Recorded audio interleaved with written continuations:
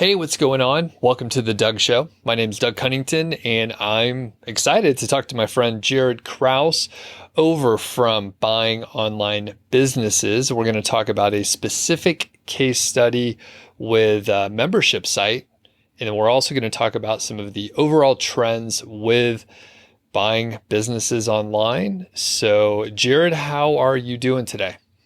Good, Doug. How are you? Awesome. It is afternoon time. It is beer 30 where I'm at, and of course it's the morning for you. Yep, morning for me. But it's I'm ready to go. And thanks so much for having me on. Of course. And for the people that don't know you, can you just give a quick intro of who you are and what you do? Yeah, I'm Jaryd. I'm from Australia. I teach people to buy online businesses rather than starting them from scratch. It's a different method. Not too many people have heard about it, but it's quite fun. Awesome. And we've done an interview before, so people can check that one out for more of your background and hear some of your, stories. But today we're going to talk specifically about, I guess, a student of yours who purchased a site and you helped him grow it. So we're going to really just jump right in. Can you lay the foundation for this specific case study? Yeah, cool. Awesome. I'm excited to talk about this because I only really got the results, heard the result on our last coaching call. So this is the guy who bought a business it's a membership business. I'm not sure if I can't really share the URL or the niche, but it's kind of in publishing. And it's a membership where people will pay per month to get access to how to be a better publisher, I should say. And he bought it from a guy who works, by getting a lot of affiliates to make affiliate sales for his membership. And he came on board and was like, Jaryd, I want you to help me grow the business. It's kind of, not doing as well as what it was when I first purchased it. And then he joined my mastermind, and that's when we sort of like break down and see what each other's goals are with the business, and then work out how do we get towards that. Got it. And can you share how much the site was purchased for and some of the details about it? I don't know if that's confidential information, but it'll be a great way to go just deep into exactly what the numbers are. I think he bought the business for around like 200 something thousand. And the business was making about I think it was either 6,000 or 5,000 net profit per month. All right. So a couple $100,000. And Yeah. do you know where he found this site? I don't. I can't remember where he purchased this site from. Yeah, I'd be making it up, to be honest. Okay. I can't remember where. That's okay. That's okay. There's that many deals. Sorry, I've got that many deals that go through my brain on a regular basis. That's all right. If I had to guess, I would assume it was probably one of the big brokers or one of the big marketplaces that they do most of the deals generally. So that's my assumption. Now, it's a membership site, and I'm curious if your student was looking for a membership site, or this just happened to be something that he thought was a good opportunity. He was looking for a membership site because he wanted a recurring income and was prepared to pay a higher multiple for that type of business model. It is pretty attractive, to buy a business that has returning customers and they're paying on a monthly basis. It's quite a cool business model to purchase. It's less risky, I would say, than some of the other business models. Okay. I think the fact that you can rely on it feels like it's a little bit less risky. I don't know anything about a membership type site. I've kind of stayed away from that myself, but I would suspect it has its own inherent risk, which we may get into momentarily here. But he purchased the site, and if I have this right, he he bought it, but it was before he discovered you or joined your membership. Yeah, he bought it, and then what happened was he just sort of had it on autopilot and was learning from the new owner for a short period of time, and then business. From memory, the business was running as per usual. It was making the same monthly income on average, and then I think he really wanted to grow it. But when he sort of joined the mastermind, it's sort of like we did lose a little bit of income because the backlog of not focusing on the right things had sort of started to compound. So the business, the net profit started to trend down a little bit. That was okay because we knew what to do. Okay. And just a outside observation, it sounds like the impact of the neglect, it took a little while for it to actually show up on the bottom line. So he was cruising for a little while, everything was consistent, but it's the results are lagging behind by a few months. So by the time he found you and started strategizing the growth, it was declining from the couple months before, right? Yeah, that's right. It's pretty hard as a business owner, especially if you just bought a business and you have bought that business model before, or you're completely new to it. Even when you have been in business for a long time, at certain points, we find it hard to know sometimes we find it hard to know what to actually focus on and why we should focus on those certain things to grow the business. And, with our online space, there's a million different strategies we can use to grow the business. And that's scary and that can be overwhelming. And I don't like to, seek growth strategies from the external. I like to look at the growth strategies that are going to work from the internal. So I like to work from the inside out. Okay. Now, before we get into the step-by-step tactics and the tweaks that you made, what results came out of it? So can you give us number of new members or growth or revenue or whatever you can do to quantify this so we understand what you were able to do? Yeah, so we lost a few members and it went down by, wasn't 100 members, it was less than 100 members. It went down by like maybe 50, 60, and maybe it was over 100 members from memory, sorry.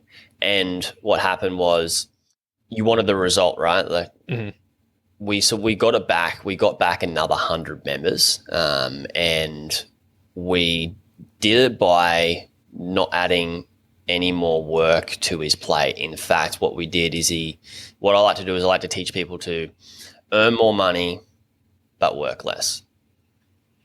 And so it comes about having to I guess what you don't want to get into the strategies and the tactics right now, but that's the result. Is he got an extra extra 100 members, which is roughly an extra $1,000 in net profit per month. Okay, and the price point for the membership is quite small. Got it. It's around the $10 per month range. Okay, so basically he was able to reclaim the members that he lost. Yes, correct. Yep. Okay. So is the net revenue generally back where it was in the 5 to 6K range?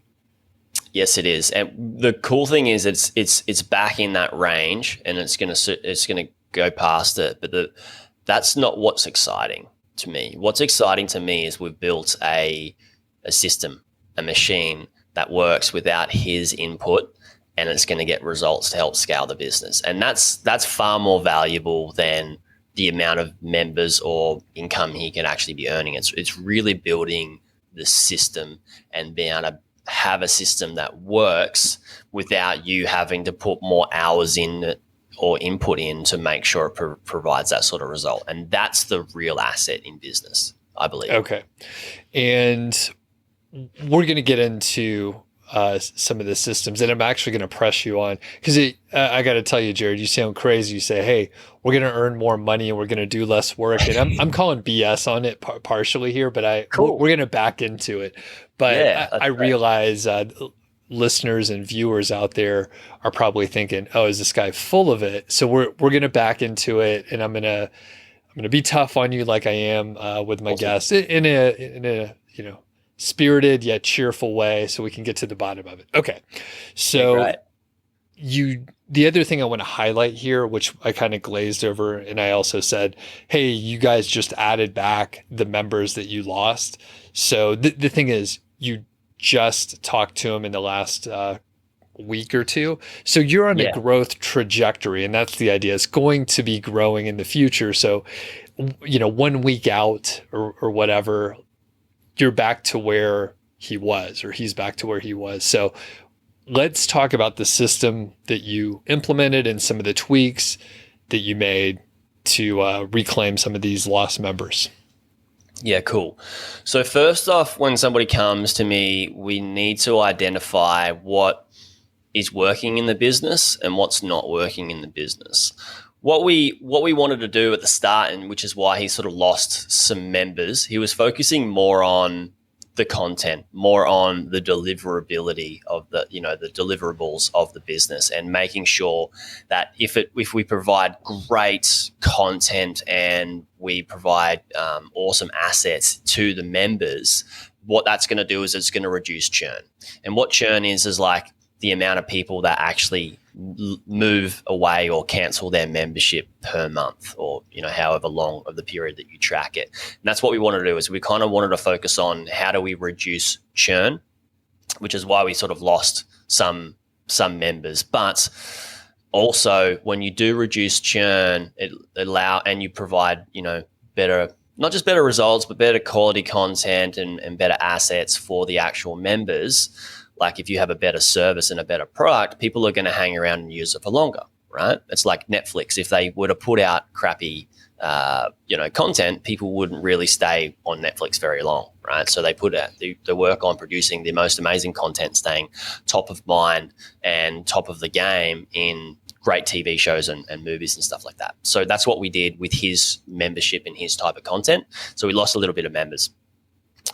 That was okay for the short term because we knew what we were going to do for the long term, because what we wanted to do, like I said before, is we need to first get feedback in our business.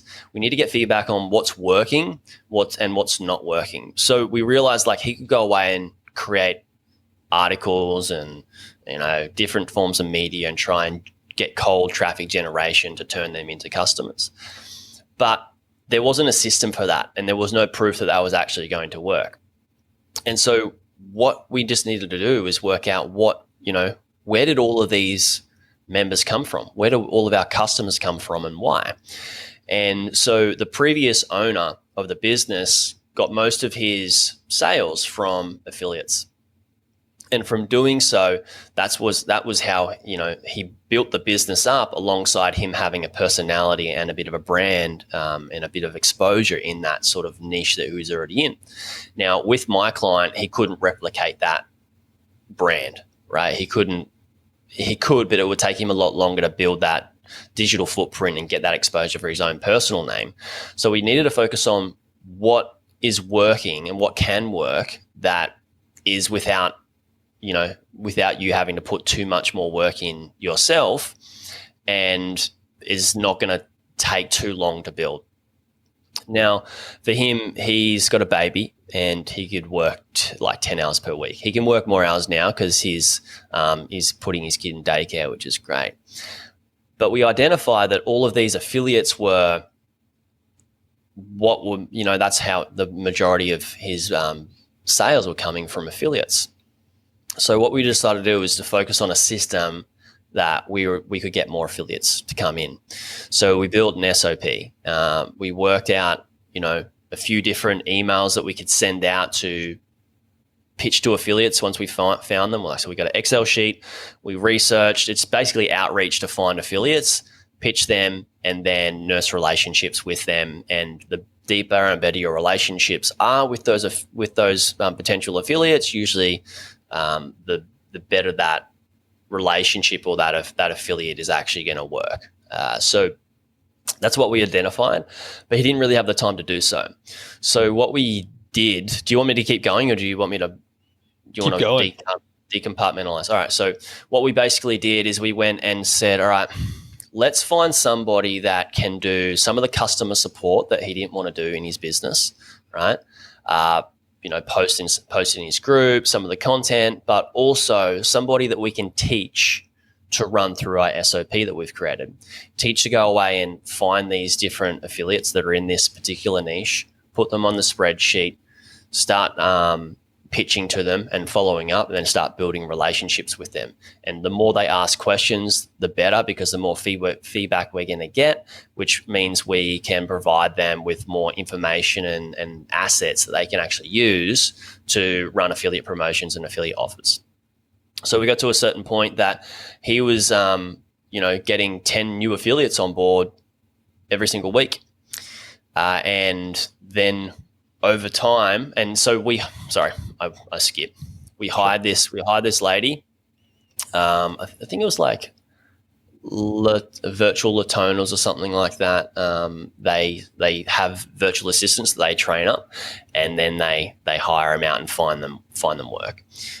So we're using her, and she's a good part of his team now. And so she does the affiliate outreach, brings and onboards the new affiliates and nurses them and builds the relationships with them. And through doing so, that's what was able to get him that 100 extra sales through affiliates without him actually having to do the work. So hence doing less work, but making more money. But you see the real value is in, like, we come all the way further back, the real value is being able to identify in the business the one thing that we should focus on, instead of like the hundreds of other things of, like, he could go out and do a podcast, or he could write articles, or he could do social media marketing and stuff like that. He doesn't even really have social media set up, doesn't even have a website. He's like we're going to work on that now that we've got this system, but he's got like a funnel that people can come to and become a member, and then affiliates. And that's, most people with an online business wouldn't really think of that sort of method. They would go, all right, I've learned that if I create articles that I'm going to get traffic to my site and I'm going to be able to make money from that. So why don't I just go away and do that?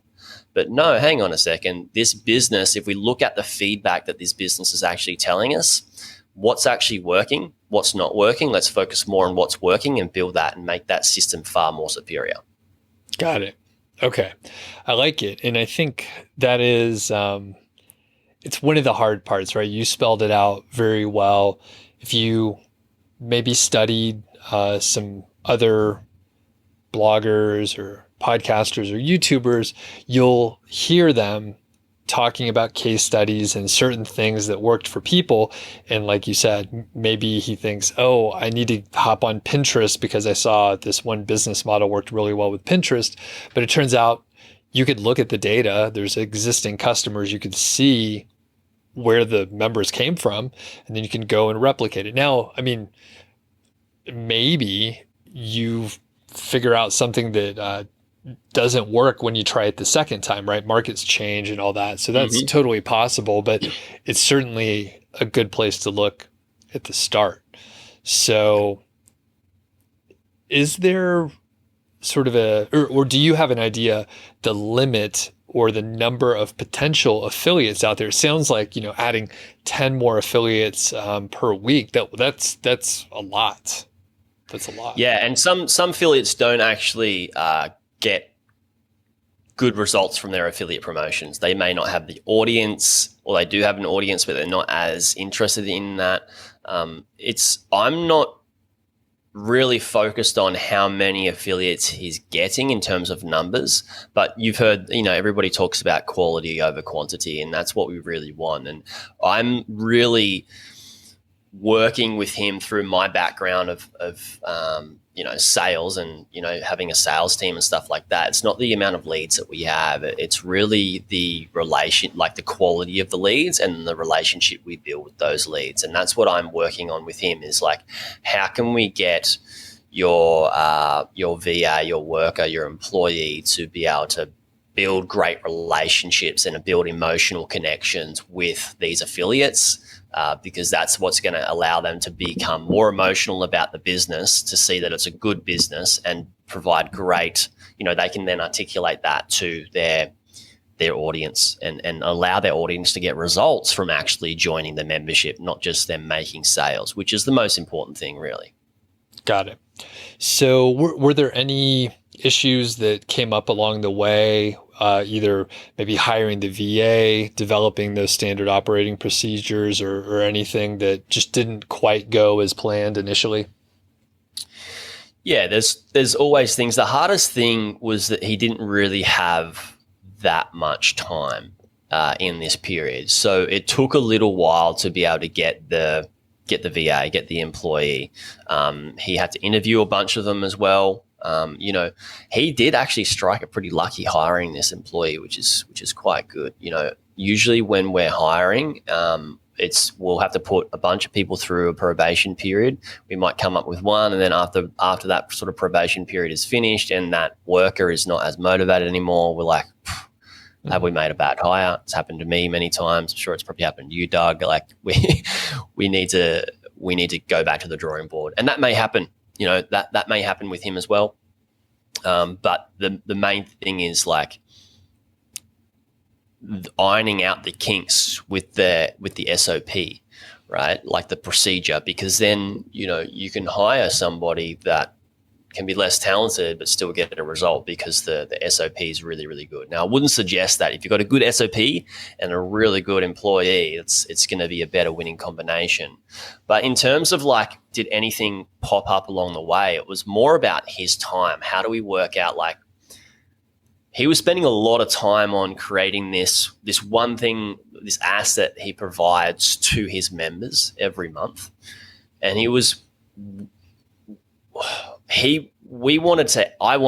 didn't want him to do it, right? I didn't want him to create that, because that was something that a VA could create, that piece of content. And they've got backlogs of like what the old ones looks like and how you can make them better. We could have created an SOP around that. The hard thing was going, hey man, let's get a bit of time and focus on building out this growth SOP and hiring somebody to run it for us. That was the hardest thing, is like time management, because he had 10 hours a week, which is ridiculous. But it is what it is. Like it took us months. It took us months to get to that stage. It's not like, all right, we created an SOP one week and then we went and hired somebody and it got done. Like it's an ongoing process. What's coming up next for this site? Is there other growth strategies, or where do you see it going, say, in the next 12 months or so? Yeah, what I want to do is I want to help him to understand that he needs to build a brand. And the bigger his brand is, the easier it is going to be to get affiliates and for them to be able to see value in his business. So we're going to get him a site designed, and then we're going to get some content creation, and then go away and work on getting some cold traffic in, and then doing some small remarketing ads. And those, he won't have to pay affiliate commissions for the new people, but what money he may have to spend on affiliate commissions, he'll just put into remarketing ads and content creation. Now, I think it's important for people to understand like what came first. Like I said before, what came first was what was already working. This new strategy, we don't have any data. We don't have any feedback. To a certain extent, it is a stab in the dark. I've seen it work with multiple businesses, one of my businesses included. So I'm confident it's going to work to a certain extent. But how long will it take till we get it to be a proven system that we have a result that we're confident in, that we know we can get? We don't know how long that could take. So it is which one comes first is more important. Right. And without knowing any of the specifics, I would say, even if that specifically didn't work, you will still have more information that you did before. So you may be able to pivot into something that works much better. it could totally flop and you get data that just says, hey, that didn't work. But my hunch, and probably yours too, Jaryd, is you're going to have more information and maybe a little tweak is going to get you in the right direction anyway. So yeah, maybe the content we start creating is not resonating with people and not converting people to leads, or maybe we can't build the email list with the opt-in that we create, because that's what our goal is, just to get them onto our email list and then do some email marketing to get them to become a member. And if it doesn't work, like, that's okay, because we've got this one thing that does work, and that's like the primary. So this other thing, we see it as an experiment. It's not like we need to go all in on this. If we were to take the resources off the main thing in affiliate outreach and building relationship with affiliates, for example, if we were to take that employee away from that and say, hey, can you build the site? Can you create the content? We're going to kill the golden goose. Mm. And we just can't do that. We need to make sure that stays in place. Got it. Before we move on to the industry trends and some of the observations that you have, is there anything else on this case study you want to add? Maybe I didn't ask you something that's important.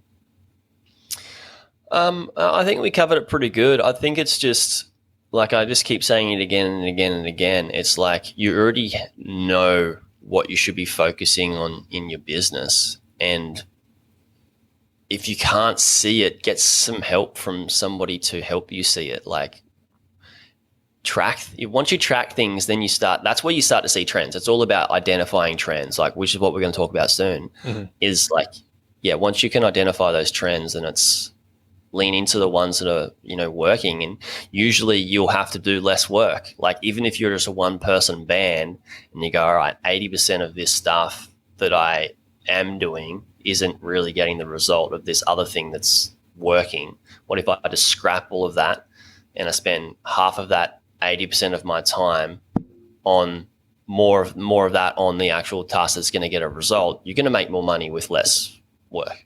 Like, right. It's theoretically, it just makes sense. Yep. Just less stressful too, just generally, because you're doing fewer things usually when you do that. Yeah. Oh, one focus is amazing. Gets rid of that stress. Okay. So now moving into the industry trends, can you actually, before you tell us some of the specifics, can you give us an idea maybe how many businesses you have bought and sold, maybe how many you have helped your students execute a transaction, just so we have an idea that you actually know what you're talking about? Yeah, cool. So I have bought and sold, I'd say less than 10 businesses, but let me actually work it out, because that's a really good question. It's not as many as some other people in the industry that have bought like hundreds of businesses. And, I've bought, I would say I bought my first one, my second one, my third one, fourth, fifth,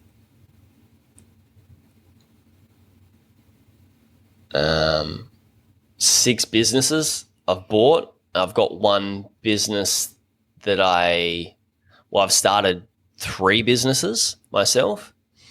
2 of which I no longer run, one of which I still run, which is my primary business, which is this one, like buying online businesses and helping people grow businesses. And how many have this is such a good question. I honestly don't know how many people have helped to buy. I would say it's probably around 60 people to buy businesses.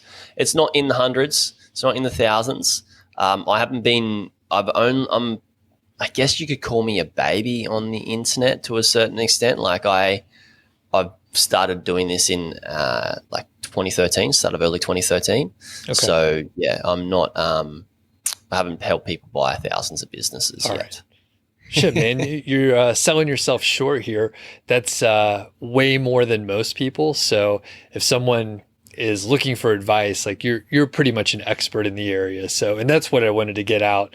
And I'm glad I got you to think about how many people you like potentially have helped purchase or sell or whatever. So, okay, you know what you're talking about. because you've done a few of these sort of deals. All right. So what sort of just overall trends are you seeing? And we could dissect them as we go. And I'll turn it over to you, Jaryd, to just kind of open it up. Yeah, whilst it's not like the biggest vanity metric on how many businesses I've helped people like close on and buy and start to grow, like the amount of business I've looked at is ridiculous. It would be in the thousands because of how much due diligence we do to get through some businesses. And that the cool thing, and the reason I say this is because it allows me to start to see the trends, really. The trends that I see is like the FBA businesses, if people haven't heard about this yet, is fulfillment by Amazon. So Amazon businesses that people buy physical stock from, say, China, send it to the States and sell it from Amazon, and Amazon ships it out for them.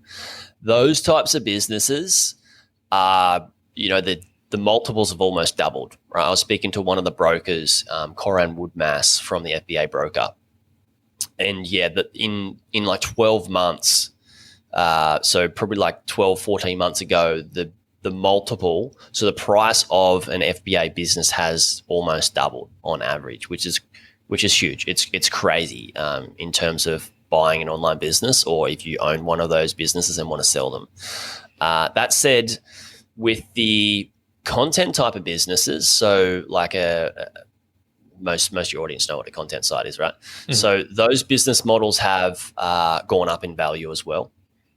They were, many years ago, you could buy them for like 1 to 2 years net profit. Now we're looking at 3 to 4, sometimes 5 years for a really good content site that has multiple revenue streams and multiple traffic streams, which is good for risk diversification. That's the main trend that I see in this space, is that like online businesses are selling for more and starting to grow, because a lot of people are wanting to get in this space. Like, how can people – actually, I got an email just the other day from somebody who's like, I realized after COVID and after being forced to work from home and now I'm going back to the office, I dislike it. I need an online business so I can work at home. That's a trend, right? Right. Yeah. Yeah. And I'm curious, what were the FBA businesses selling for previously from a multiple standpoint? So that's a good question, because I don't really look at buying that many FBA businesses myself. Well, I don't look at them for buying any of myself. Like, it's not my business model I like. And most people that start my membership, I suggest not to buy an FBA business because of the amount of management and time input. Most people want something that's quite passive. So I'd be guessing. I'd say it'd be a pretty close guess, but it probably would have been around like the 24-month multiple net profit, so just over 2 years, and that to be double now is crazy, because especially for the risks. Like, I don't know how much of a fan that you are of Amazon businesses, Doug, but the risk of, I guess, I just don't feel that people have an FBA business really own their business, because Amazon controls so much of it. Right. Yeah, I'm not a fan of the FBA model. Just personally, I've had no interest, because I was, I started around the same time as you, Jaryd, in like 2013, and it was getting really popular. And I think if you got in on the first couple waves, you probably were able to ride the growth. It wasn't as competitive. And by, 2015, there were, so many courses and people developing tools to sell, and just the whole ecosystem. And it's a fine business model, not one that I wanted to learn, get involved with. And to your point, the Amazon behemoth, they will change things and they can kill your margins, whether it's Amazon affiliate, which, that's where that was my bread and butter. And now I've shifted more to just other revenue streams and digital products and other affiliate programs. And if you have traffic, you could figure out some way to make money, so you're going to be okay. And to that end, like you said, if Amazon changes some things with their FBA program, or it's also just very competitive. So in general, it wasn't something that I was a fan of, and unless you have the capital to invest initially and then to continue to roll over, because that's one of the things in a physical product business. You have to keep purchasing more inventory to sell. So if you're a person who doesn't need to take any money off the table and can reinvest, which I mean, obviously reinvesting is a good idea to some extent, but if it's all tied up in inventory that's sitting in a warehouse, like your hands are tied, you can't do that much. So yeah, the opportunity. Sometimes people don't even know that there's such thing as an opportunity cost, or they do know but they forget about it. Of that money just sitting there, and that's a good point that you mentioned. Like, that's one of the hardest things for an e-commerce business, not just an FBA business. One of the hardest things is like they're putting a lot of money into ad spend, and that it costs them a fair chunk of money to purchase the product, which means what's the hardest thing is to them have enough money to keep reinvesting into the business, which is why there's so many different fintech lenders around that are trying to give people money to reinvest into their e-commerce businesses, because they know those e-commerce businesses are going to provide a result. So not that much risk on them in getting their money back, but those business owners need it to scale. Right. Exactly. So multiples are going up. People are realizing they want to be at home because they had the unfortunate luxury to work from home for the last 18 months or whatever. So any other observations?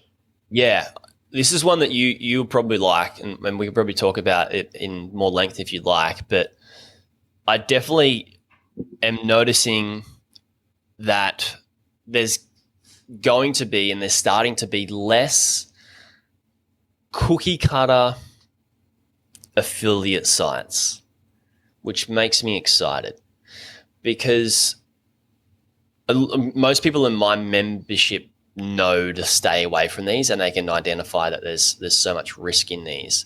What I notice in the trend is that these people are creating a website based off some others courses out there on how to start a website, and they're basically putting a bunch of articles up and getting a lot of affiliate commission, or Amazon affiliate articles, basically is what we could call them, and it's in a particular niche, but that niche has no EAT at all, so it has no authority and it has no trust.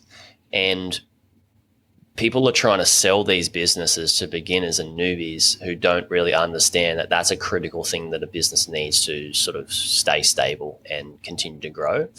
And I've talked about this with Ben Adler, Amelia Gardner, and a few other people publicly, and they sort of agree, and that it's good. It's good that we're starting to see those types of cookie cutter sites phase out. What do you think? Do you see that as well as a trend that's starting to happen? And that's sort of forced by Google making it happen, right? So I think they are. This is a good question.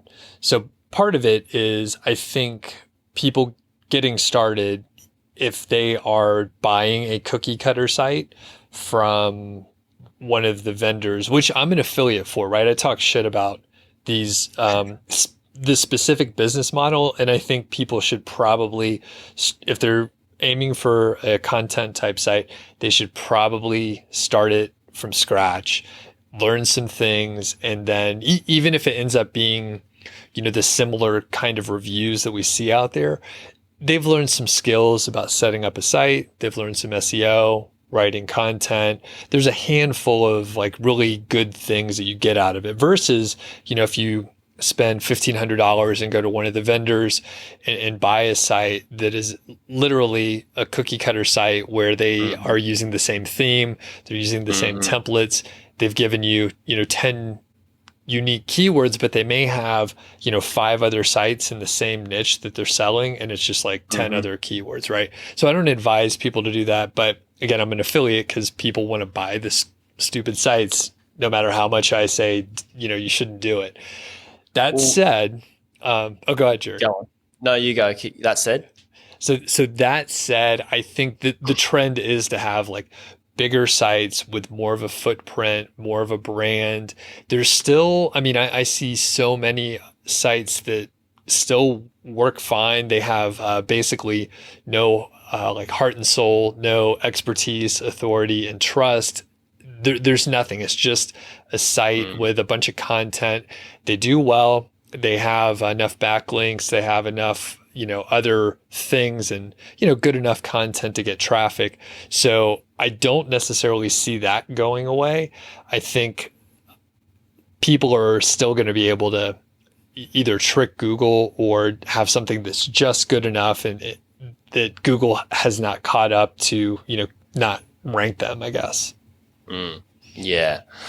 I agree with you on the people are selling cookie cutter sites and they're creating content and it's, same format as multiple other clients that they're working with. And I just had a amplifier, so a virtual event in my group yesterday, and somebody, two people were looking at buying a cookie cutter site with a bunch of content built on it and all that sort of stuff. And the amount of money they could have paid or they would pay for that.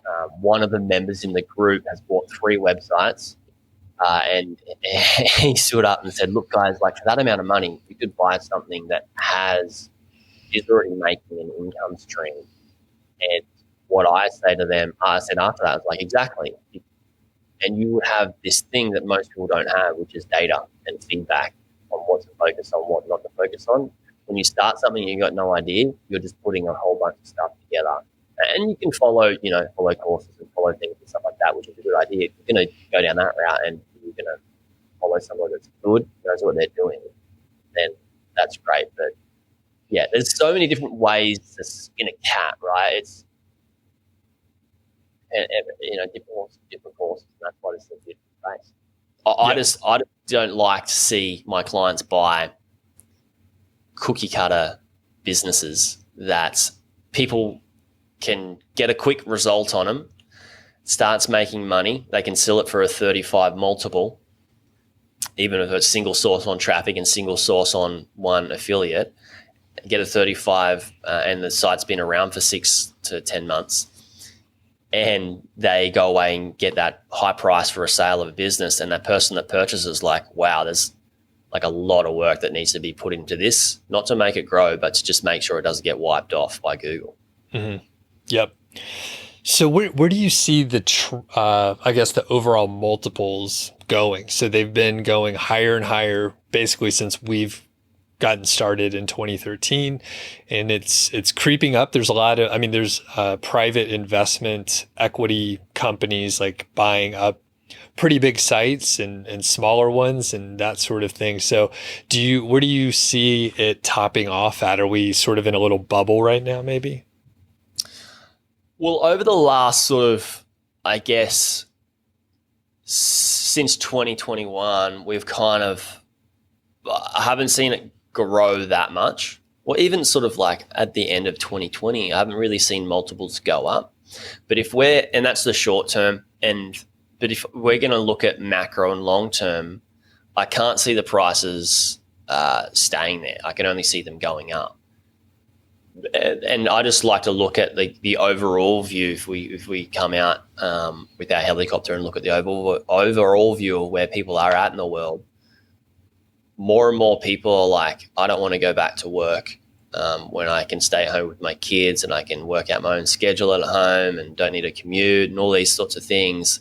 People will start to be prepared to pay more money. Like, yeah, you got bigger funds that are coming in buying up businesses and it's giving, they're getting a great return, but still, the solopreneur, the solo investor, such as yourself or myself, is still prepared to pay a decent figure or a decent multiple for a business to be able to go, well, now I can work from home. and I've Right. got unlimited like growth of income. There's no glass ceiling there. Yeah. Okay. So overall, you just see it going up. So so it won't stay where it's at. It's only going to go up. Yeah, and it might not go up as quickly as what has happened with FBA businesses. The reason what happened with FBA businesses is that so much media got put out, and what happened with these other funds, these bigger funds, is they got what a lot of other people do when they look at social media is they get FOMO. Like, oh my God, all these other people are getting great results with these businesses. Let's go and invest. And that sort of started to, spike the prices of them. Yeah. It's like tulips, right? All right. So I'm going to I guess anything else, any other trends, any other things, even outside of like the specific amounts or maybe types of businesses, are you seeing like more diversity in the types of businesses that are being sold to or anything like that? Yeah, like this is like over a longer term period as well. But I'm starting to see different business models that people are looking to purchase that aren't the traditional ones. I would say that they're traditional now. They haven't been it hasn't been that long. But if we look at internet years, or how long has the internet been around for, like 30, 40 years or whatever? It's not very long. But I'd say traditional content sites, then you've got e-commerce businesses and membership or SaaS businesses. So I would say they're the three main. But the other business, I've got a guy that's looking at buying an Instagram account that generates leads in a particular niche that his partner's in. That would be a very beneficial win for both of them. And it's not like you're not buying a website in itself. You are buying an online business, but it's a different type of business model. Then you got people buying YouTube channels, which is a business model, people buying Facebook groups. We've seen, some people in our industry buy Facebook groups and stuff like that. Those, I think, will start to become a bit more prevalent, that those business models are around and they're a viable purchase. Yeah. Cool. And I'll throw in two ideas. I'm not in the buying and selling sort of area like you, but I know one of my friends, he had a paid newsletter that he sold. So Yes. Do you know Richard? Richard? Yes. Okay. Yes. I thought maybe you knew him too. So he had a newsletter, and I can't remember. I think he may have had a podcast I know he did have a podcast, but I think he maybe sold that as well. But I mean, these are other like sort of asset classes, and as someone who has both of those things, I could tell you that the viability to earn money via ads and a very significant amount of money. I think if someone was thinking, hey, I really love newsletters and I want to go that route, like you can start one up in a way that you are prepared to sell it in the future if you want to pivot and do something else. Same thing with a podcast. I mean, I thought about starting another show and having like a network, and then like hire a host and maybe sell it in the future, because it's a little asset that people want, and it's something I enjoy. Yeah, something you enjoy, and you can monetize it through ads, like you said. And you may not need to do that much work. Like Richard, super smart guy, done really well with the sale of it as well. I don't know figures and stuff, but I know he did well with creating the asset that he created. And he actually ended up hiring people to sort of write the newsletter and all that sort of stuff. And it was still laid out really well. I think media businesses and starting, like a media business is so valuable, and it's going to continue to be so much more valuable. I think there's a guy named Naval Ravikant who is like an angel investor, and he's huge. He's just got a beautiful philosophy on life, and he says one of the best forms of leverage at the moment is having a media outlet and content. Like if we're going to talk about leveraging it, you can start one from scratch, like you said, or even buy one, and you can put ads on it, and that's a form of leverage. A business is just something that's levered, like it's a form of leverage, really. Mm-hmm. Yeah. Very interesting. I had no idea we'd go down that route. But if people haven't heard Naval, by the way, check out his interviews on Joe Rogan and on the Tim Ferriss podcast. Give you a good overview. So I've listened to those multiple times.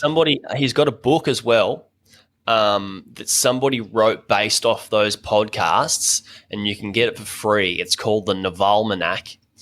And you can buy it, actually a hard copy, but you can get it for free as an ebook. And then somebody else has also gone and taken that book and put it into podcast episodes because it's that good. Oh, wow. Awesome. Yeah. Yeah. Very, very smart guy. Very interesting. All right, man. Well, I'm going to give you a minute or two to talk about your membership and the things that people may be able to get if they work with you. So I'll let you pitch it. So go ahead. You're on. Okay. Open slate. I don't even know what to say. I guess it would be good if you had questions, but I'll start off by saying I have a membership that we help people find, buy, run, and scale businesses, online businesses, so people can sort of achieve that goal of, replacing their income, like we talked about before, is be able to work from home or sort of anywhere. How do we do that? I guess would be a good question. Like, I've got two courses, two pretty solid courses. One's the Buying Online Businesses course, which teaches people to find them and do due diligence with my guidance and the help of the community. And I do due diligence reviews, so people actually, I teach them how to do due diligence, and then I tell them, and I kind of push them to like, hey, send me more due diligence review, due diligence that you've done on businesses, so I can review them. And I point out risks that are involved with that, growth opportunities, and then what next steps are. And then we can kind of work out like an offer together, and help guide them through negotiations and then into the migration of the business. And once people have purchased that, one of my clients were on the call the other day. He's like, do you have any, I asked, what do you guys want from me? What sort of trainings do you want from me? He said, do you have any trainings on how to build backlinks and, grow my business? I'm like, I have a whole course on it. He didn't know it was there. It's the Growing Online Business course. In fact, you feature in one of the lessons. Oh, there you go. Yeah, I forget which one it is. We might be talking about the keyword golden ratio. We're definitely talking about content sites. You feature in one of the lessons in that course. And yeah, that's what I do. And then sometimes people want a bit more help with growing their business, sort of one-on-one stuff. And that's what we were talking about earlier. So whether wants to progress into more mentoring approach or mentored approach, which is the mastermind, which maybe some people aren't at that level, and that's totally fine as well. Right. Perfect. Well, people can check it out. And I know you actually have sort of a due diligence framework, opt-in freebie situation, right? So people can check that out. Is there any context that you want to, or anything you want us to know about that specific lead magnet? Yeah, man. This lead magnet has just gone off. I got a message from YouTube yesterday that somebody hasn't even joined my membership, and they're like, Jaryd, you're an absolute lifesaver. Your framework has helped me, save so much money on risks and seeing bad deals with links and all the other things that are involved with the business. So it's gotten a great rap between brokers and people in the industry. What's one of the posts in the group was somebody who's like, I rocked up to one of the calls and had all these questions, and the broker was like, wow, you know what you're talking about here. And they gave him a good rap for it. So yeah, it's a free thing that you guys can get.